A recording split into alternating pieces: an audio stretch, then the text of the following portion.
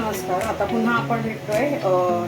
हा आपण करणार आहोत मालवणी कोकणी वाटप कांद्या खोबऱ्याचं. तर हे आहे 1 कप सुकं खोबरं, हे किसलेलं सुकं खोबरं आहे. अर्धी नारळाची वाटी ओलं खोबरं, हे दोन्ही मिळून जेवढं असेल तेवढे कांदे, म्हणजे हे जवळजवळ 2 कप झालं आहे. तर आपण एक मिडियम साईजचे 6 कांदे, 1 इंच आलं आणि 1 गड्डा लसूण. आता हे सगळं मी कट करते आणि स्टेप बाय स्टेप कसं रोस्ट करायचं ते मी दाखवते. आणि ह्याच्यात अजिबात पाणी घालणार नाही होत वाटताना, म्हणजे 8 ते 10 दिवस हे छान पाणी न घातलेलं असेल तर फ्रीजमध्ये छान राहतं. तर आता पुढची प्रोसेस बघूया. हेच आता बघा, तुम्हाला कळावं म्हणून मी काय केलं आहे की मघाशी जे होते कांदे ते कापलेत मी. तर आपल्याला इन शॉर्ट काय करायचं, खोबरं आणि कांदा सेम प्रपोर्शन पाहिजे. म्हणजे 1 वाटी ओलं खोबरं, 1 वाटी सुकं खोबरं. ओल्या खोबऱ्याचे असे काप केले तरी चालतात किंवा मग खाऊन घ्या. आणि 2 वाट्या. आणि पूर्ण का भरलं आहे, कारण कांदा सॉते केल्यावर श्रिंक होतो आणि कमी होतो. त्यामुळे हे आपले जे 6 कांदे आहेत ते उभे चिरलेत छान. आणि 1 इंच आलं आणि हा लसणीचा गड्डा. लसूण पूर्ण सोलायची गरज नाही आहे, सालीसहित आहे, तशीच आपण छान मिक्सरला लावणार आहोत. तर आता आपण इथे तवा गरम व्हायला ठेवलेला आहे. आता तव्यावर अगदी हा लोखंडी तवा आहे, चमचाभर तेल घालून आधी स्टार्ट काय करायचं तर ओलं खोबरं स्टेप बाय स्टेप, कारण आपण हा मसाला स्टोअर करणार आहोत फ्रीजमध्ये. त्यामुळे ओलं खोबऱ्याने स्टार्टिंग करायचं. ओलं खोबरं छान हे झालं की रेड झालं की मग आपण सुकं खोबरं टाकायचं आहे. सुकं खोबरं झालं की ओला आणि सुकं मिक्सीला लावायचं आणि तोपर्यंत कांदा भाजू द्यायचा आहे. तर आपलं बघू की तोपर्यंत म्हणजे 15 मिनटं ह्याला लागतील छान. आणि फास्ट गॅसवरच ठेवायचं आहे, गॅस असाच राहू दे फास्ट. आणि हे छान पटापट आपण आता करून घेऊ. 15-1 मिनटं लागतील, 5 मिनटं हे 5 मिनटं हे. आणि कांद्याला थोडा जास्त वेळ लागतो, पण कांदा होईपर्यंत आपण खोबरं दोन्ही म्हणजे ओलं सुकं खोबरं मिक्सरला लावून घेऊ. तर ठीक आहे, आता हे खोबरं झालं की मग भेटू. आता हे ओलं खोबरं छान काळसर होत आलंय. तर आता आपण हे एका ताटात, आणि इथे स्टीलचं ताट घ्यायचं, प्लास्टिक किंवा काही घ्यायचं नाही, कारण गरम असतं खूप. आणि तवा असाच गरम ठेवून यामध्ये सुक्या खोबऱ्याला वेळ नाही लागत आणि हे आपलं किसलेलं खोबरं आहे, त्यामुळे हे पटकन भाजलं जाईल. 1-2 मिनटामध्ये छान भाजलं जाईल फास्ट गॅसवर. आणि तवाही बघा तापलेला आहे, खूप वाफा येत आहेत. हे जरा छान भाजलं की मग आपण कांदा आणि लसूण आणि आलं ते एकत्र टाकायचं आहे भाजायला. तर हे बघ, सुकं खोबरं पटकन भाजते. आता हे 2-1 मिनटात हे काढून घेऊ. जे सुकं खोबरं पण हे बघा भाजलंय छान.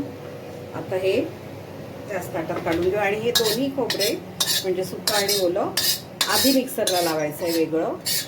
आणि कांदा आणि लसूण आलं हे एकत्र लावायचं आहे. मग पाणी घालायची गरज नाही, विदाऊट पाणी पण छान ते फाईन ग्रेव्ही होतं, ग्राइंड होतं.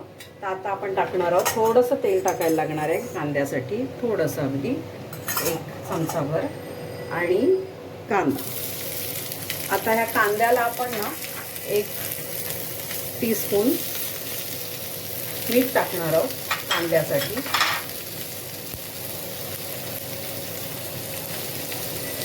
लसूण,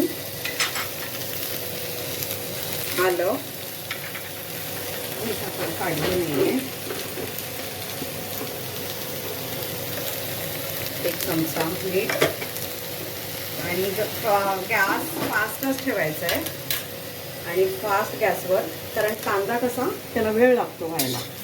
तर फास्ट गॅसवर कांदा छान मऊ होईपर्यंत आपण काय करणार आहोत, आता हा कांदा असाच राहू दे यावर. फास्ट गॅसवर आपण हे दोन्ही खोबरं मिक्सरला लावून घेऊया आणि याची सुकी पेस्ट करून घेऊया त्या खोबऱ्याची. तोपर्यंत कांदा होईल आणि मग कांदा वाटून घेऊ.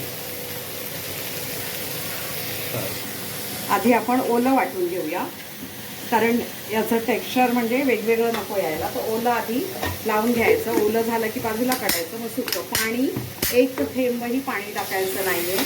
इथे आपला कांदा बघा हळूहळू सॉफ्ट होतोय. तर कांदा होईस्तोवर आपण हे वाटून घेऊ. फ्रेंड्स, हे बघा आपण ओलं खोबरं लावलंय, ते इतपत झालं ना ओलं खोबरं, कारण आपण त्याच्या चकत्या काढल्या होत्या.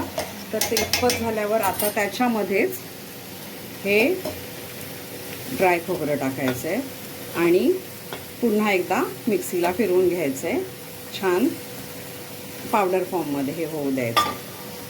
तर आता हे पुन्हा आपण मिक्सरला लावून घेऊ. हेच आता आपलं खोबरं हे बघा इतपत असं फाईन झालं आहे.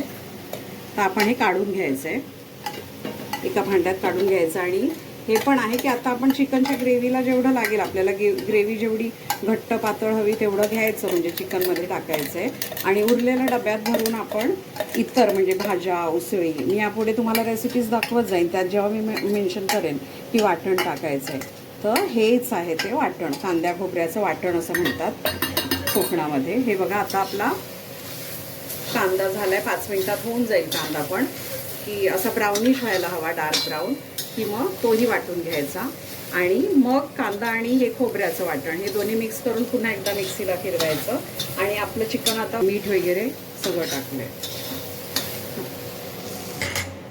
हे बघा कांदा आपला छान भाजलाय. आता गॅस बंद. आणि हा कांदा आपण आता काय करू की थोडा गरम आहे, थोडंसं थंड होऊ द्यायचा आणि मिक्सरला लावून घेऊन हे आपण वाटण रेडी करून घेतो.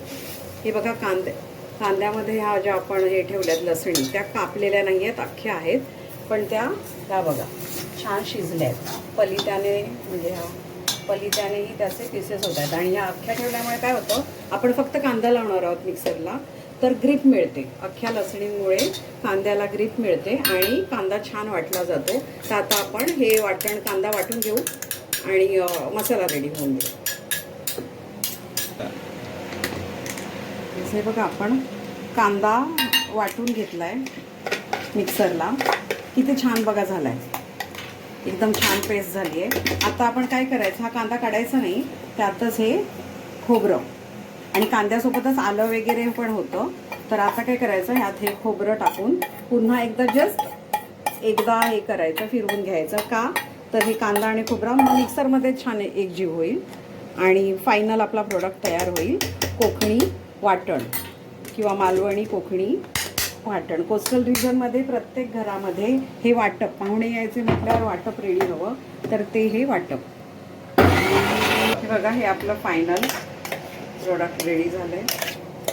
आता ह्यातला हा सगळा आपण ह्यात थेंबभरही पाणी नाही आहे, हे छान बिना पाण्याचं कांदा लसूण खोबरं ह्याचं हे वाटण रेडी झालं आहे. आणि हे असंच आपण आता थोडी वाफ जाऊ दे त्याची, कारण मिक्सरमधून काढलं आहे. तर हे रेडी वाटण असंच फ्रीजमध्ये एका डब्यात किंवा स्टीलच्याच डब्यात ठेवायचं. स्टीलच्या डब्यात छान बंद करून ठेवायचं. आणि आपल्याला जेवढं पाहिजे आपल्या ग्रेव्हीमध्ये किंवा उसळींमध्ये किंवा कधी ड्राय भाज्यांमध्ये थोडंसं टाकलं जातं, तर चमचाभर काढून पुन्हा तो चमचाही सुका असावा, नाहीतर बुरशी लागू शकते. तर सुक्या चमच्याने सुक्या ह्याच्यात हे बंदिस्त असं हवा बंद ठेवण्याचं, 8 ते 10 दिवस टिकवण्याचं हे कोकणी वाटपाची ही रेसिपी आणि हे कोकणी वाटप रेडी.